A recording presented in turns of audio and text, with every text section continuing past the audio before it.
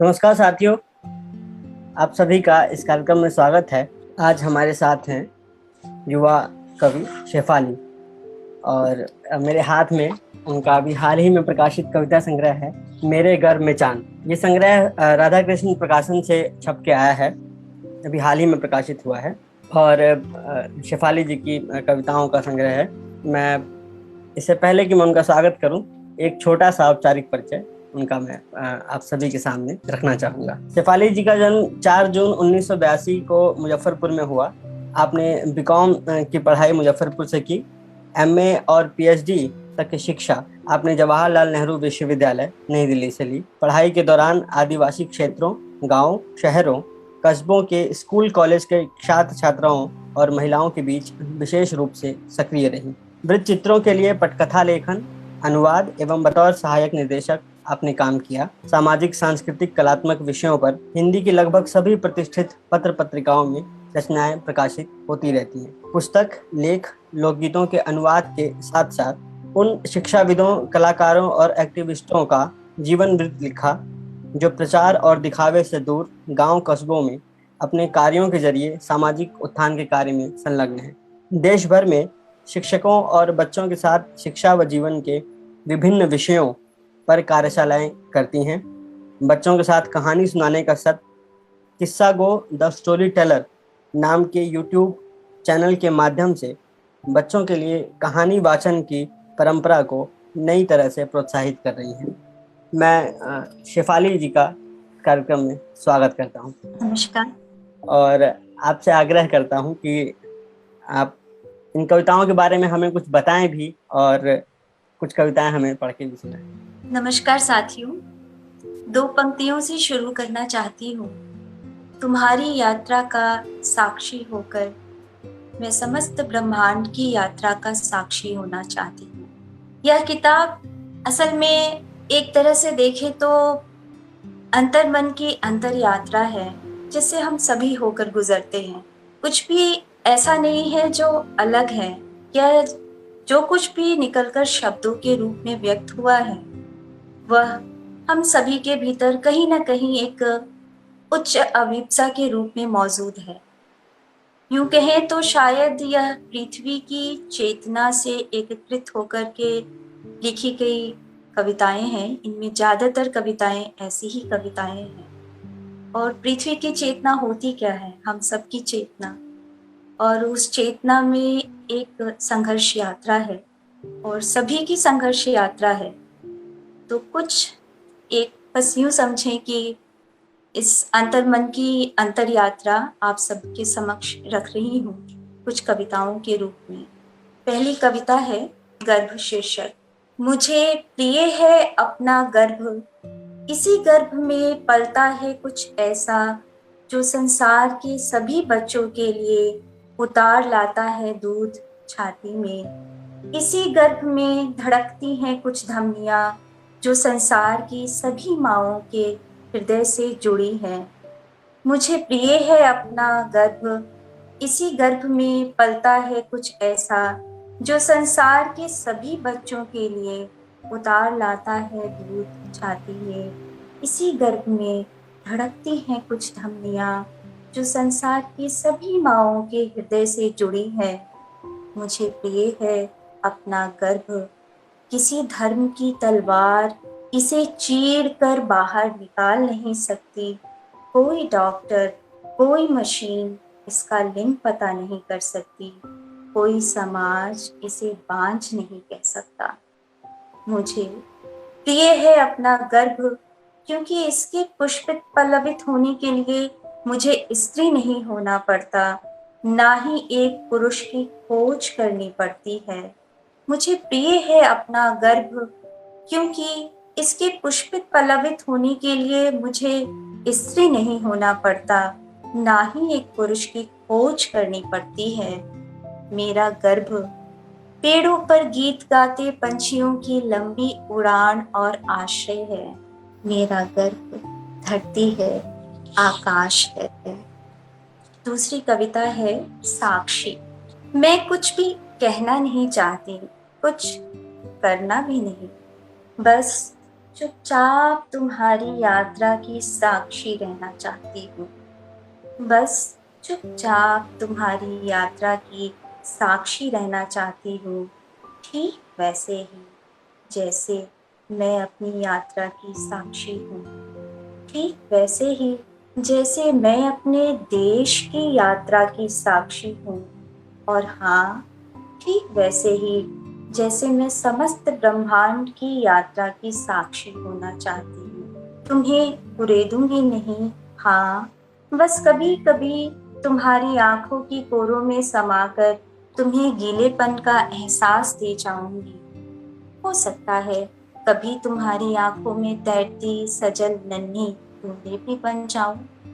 बुरा मत मानना, हो सकता है थकी हारे जब तुम बिस्तर पर तकिए के सहारे निढाल पड़े होगे, तुम्हारे मुंह की लार बन तकिए को गीला भी कर जाऊं। मेरे पास कुछ भी नहीं, देने का सवाल ही नहीं, और इतनी भरी हूं कि जो कुछ भी तुम दोगे वह तत्क्षण सबका हो जाएगा। इसलिए मैं कुछ कह नहीं सकती, कुछ कर भी नहीं सकती, बस तुम्हारे गुस्से में तुम्हारे भीतर मौन बनकर बस जाना चाहती हूँ। बस तुम्हारे गुस्से में तुम्हारे भीतर मौन बनकर बस जाना चाहती हूँ, और तुम्हारे मौन में दुनिया की तमाम बेबस चुप्पी को तोड़कर तुम्हारी आंखों में चमक और तुम्हारी रगों में लहू बनकर दौड़ना चाहती। दुनिया की तमाम बेबस चुप्पी को तोड़कर तुम्हारी आंखों में चमक और तुम्हारी रगों में लहू बनकर दौड़ना चाहती हूँ।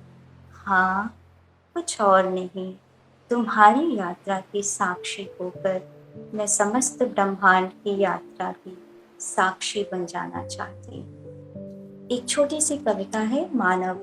मैंने तुम्हें कभी किसी रूप में नहीं देखा, बस एक श्वेत पंछी जो उड़ना चाहता है, जो उड़ना जानता है। दूसरी कविता है, अनहद। प्रिय, तुम्हारे ही भरोसे चली थी मैं, प्रिय तुम्हारे ही भरोसे चली थी मैं, ऊंची ऊंची लंबी चौड़ी बातें कहने सुनने, लिखने छपने की बेचैनी से परे, जीवन सागर की हर एक बूंद के संग गीत बनकर बहती रहने के लिए।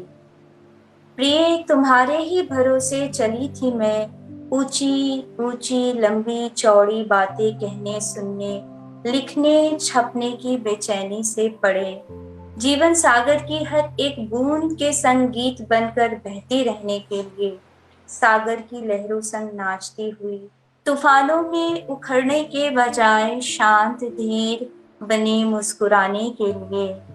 हे प्रिय, तुम्हारे ही भरोसे मैं गिरी उठी, निर्जन वन के घने अंधकार में मेरी बुद्धि दिग्भ्रमित हुई, औंधी मुंह गिरी, खून से लिपटी जब तड़प रही थी मैं।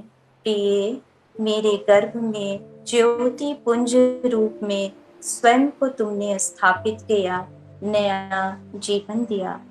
जब छल मुझसे लिपटने का करती प्रयास, मेरे गर्भ में पलते किरण कमल तुम, अनन्य प्रकाश से मेरी संपूर्ण काया को ज्योतिर्मान करते तुम।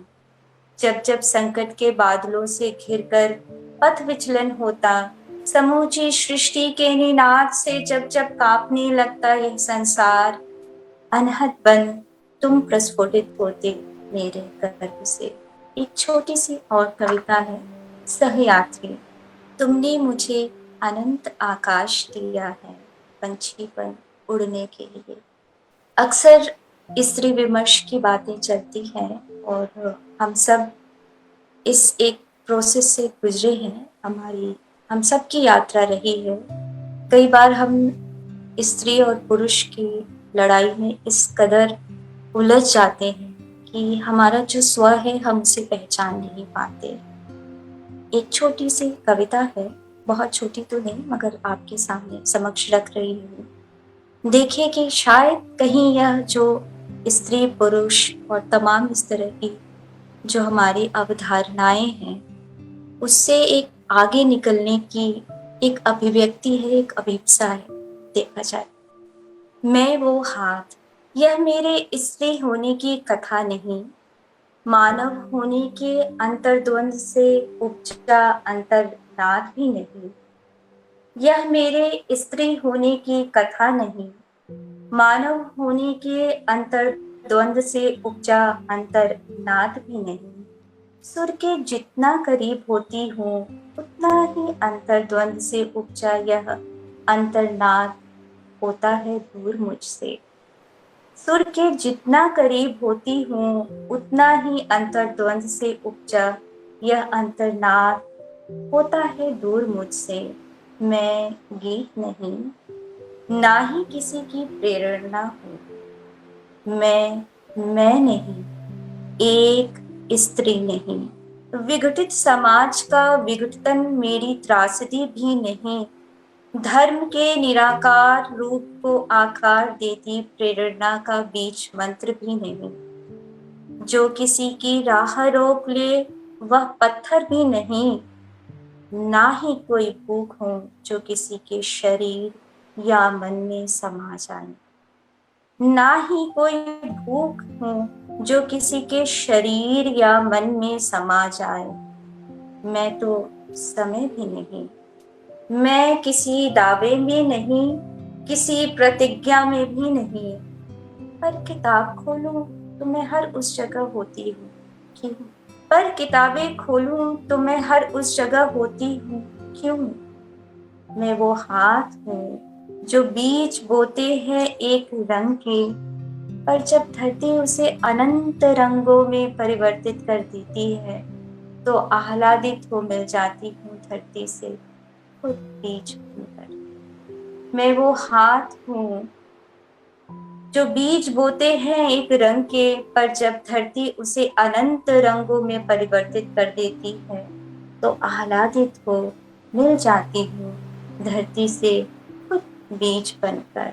हम सबके जीवन में माँ का एक विशिष्ट स्थान है, पर माँ और बिटिया या बच्चों के जो आपसी संबंध होते हैं, वह भी संबंध एक चेतना के स्तर का संबंध होता है, चेतना का संबंध होता है। वो महज एक सामाजिक पारिवारिक संबंध नहीं है। तो एक छोटी सी कविता माँ के लिए है। माँ, तुम्हें प्यार करना बारूद के ढेर पर बैठ चांद से गुफ्तगू करना है। माँ, तुम्हें प्यार करना बारूद के ढेर पर बैठ चांद से गुफ्तगू करना है। तुम्हें प्यार करना सूखी बंजर धरती पर लहलहाती हरी भरी फसलें पैदा करना है। तुम्हें प्यार करना सूखी बंजर धरती पर लहलहाती हरी भरी फसलें पैदा करना है।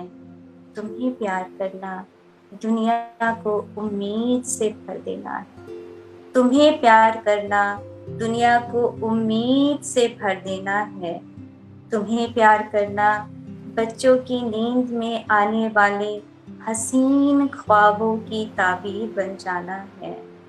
तुम्हें प्यार करना सूखे पड़ गए होठों पर गुलाबी मुस्कान बन के भर जाना है। हाँ माँ, तुम्हें प्यार करना गहन अंधकार में दीपक की तरह जलना। हाँ माँ, तुम्हें प्यार करना गहन अंधकार में दीपक की तरह जलना। एक कविता पिता के लिए भी है, देखें हम सब। देवदार और पिता। देवदार बरसों से खड़े पहाड़ों के हृदय में खुद की जड़ों को फैला पहाड़ों के हृदय की धमनियां बन गए। देवदार बरसों से खड़े पहाड़ों के हृदय में खुद की जड़ों को फैला पहाड़ों के हृदय की धमनियां बन गए हैं। ये देवदार अपने लिए कभी समतल भूमि नहीं तलाशते। ये देवदार अपने लिए कभी समतल भूमि नहीं तलाशते। उबड़ खाबड़ पथरीली बोझिल दिखने वाली जगहों में उग आते हैं। बादल, नदियों, झरनों और उस नीले आकाश के संग मिलकर पहाड़ों का श्रृंगार करते हैं। देवदार मौन खड़े रहते, अटल अविचल, तेज प्रबल झंझावातों में सृष्टि के ये दैवी संतान, जीसस और शिव की साधना के साक्षी के देवदार हर बार अपनी उमंगों में, अपने अवसादों में, अनुभूति के गहनतम क्षणों में पंछी देवदार पर जा बैठते, ठहरते, मौन बतियाते, उड़ जाते। हर बार अपनी उमंगों में, अपने अवसादों में, अनुभूति के गहनतम क्षणों में पंछी देवदार पर जा बैठते, ठहरते, मौन बतियाते, उड़ जाते। विविध रंगी अनन्य पंछियों के आश्रय हैं ये देवदार। विविध रंगी अनन्य पंछियों के आश्रय हैं ये देवदार। झूलती मचलती हवाओं के संग अटखेलियां करती, कभी मौन कभी गंभीर, देवदार पर बैठी वह नन्ही पंछी मैं ही तो हूँ, और पापा आप देवदार। अक्सर हमारी जो सामाजिक और राजनीतिक जीवन है, जो हमारा एक रोजमर्रे का भी जीवन है, उसमें अक्सर हम एक दूसरे को जज करने में लगे होते हैं। एक तरह से हम एक दूसरे को ढूंढने में लगे होते हैं। असल में जज करना और ढूंढना दो बहुत अलग चीजें हैं। एक कविता है रूपांतरण, जो इस पुस्तक की आखिरी कविता है। जन्मों जन्मों की यात्रा कर जब यहाँ पहुंची तो तुम्हें पाया। जन्मों जन्मों की यात्रा कर जब यहाँ पहुंची तो तुम्हें पाया। एक हल्के सुनहले पर्दे के इस ओर मैं थी, उस ओर तुम थे। एक हल्के सुनहले पर्दे के इस ओर मैं थी, उस ओर तुम थे। चांदनी में नहाए इस पारदर्शी पर्दे से एक दूसरे को देख सकते थे हम। चांदनी में नहाए इस पारदर्शी पर्दे से एक दूसरे को देख सकते थे हम। आह्लादित आनंदित अपने अपने मौन में एक दूसरे के साथ। इस पर्दे के आवरण को कई बार उठाना चाहा हमने, मगर जन्मों की तड़प के साथ जन्मों की हिचक भी थी। इतना हल्का मुलायम पर्दा कि एक बूंद गर नैनों से टपक जाए तो पर्दा सदा के लिए अदृश्य हो जाए, मगर वह बूंद न मेरी आंखों से टपकी न तुम्हारी आंखों से। हालांकि हम धरती पर खड़े कहाँ थे, बूंदों के महासागर पर खड़े थे हम। जन्म जन्म के नयन पखारते रहे एक दूसरे का हृदय। रूपांतरण के क्षणों में कोई धारा फूटेगी हमारे नैनों से एक साथ, और मिलन के उस क्षण में प्रिय न तुम होगे न मैं। असीम को समर्पित लाल गुलाब के पुष्प होंगे प्रेम की अविरल धारा में बहते हुए। अभी बस एक आखिरी कविता जो इस पुस्तक के शीर्षक की है, मेरे गर्भ में चांद, आप सबों के समक्ष यह आखिरी कविता रखती। मेरे गर्भ में चांद। दुनिया के तमाम बच्चों की मुस्कान एक साथ मेरे गर्भ में संभावनाओं का रूप ले भी हंसने लगी है। दुनिया के तमाम बच्चों की मुस्कान एक साथ मेरे गर्भ में संभावनाओं का रूप ले भी हंसने लगी है। अमावस की रात तारों ने मेरा डूबता सितारा बुलंद किया। शिव की शोभा बनने वाला चांद मेरे गर्भ में समा गया। शिव की शोभा बनने वाला चांद मेरे गर्भ में समा गया। भयंकर पीड़ा से तड़पती घने जंगलों से गुजरती हुई मैं उस अंधेरी रात में औंधे मुंह गिरने ही वाली थी कि माओ ने अपना आंचल फैलाया, ढक दिया मुझे, समेट लिया सारी सृष्टि को। तारों से जगमगा उठा आसमान। हाँ, अमावस की उसी रात में मेरे गर्भ में ये सिजदों में में फरिश्तों ने माँ के सामने सिर झुका दिए। गिरजा घरों में बच्चों की पहली पुकार माँ घंटी की जगह बजने लगी। यह सब कुछ होने लगा जब मेरे गर्भ में पलने लगा चांद। बहुत बहुत आभार आप सभी। बहुत बहुत शुक्रिया मैम, आप आई, आपने कविताएं पढ़ी, जितने लोग हमसे जुड़े रहे, आप सबका भी बहुत बहुत आभार कि आप लोगों ने कविताएं सुनी और आज के कार्यक्रम का हिस्सा बन सके। खासतौर से शेफाली जी का धन्यवाद कि वो अपने व्यस्त समय में से कुछ समय निकाल करके आई और आपने हमें कविताएं सुनाई।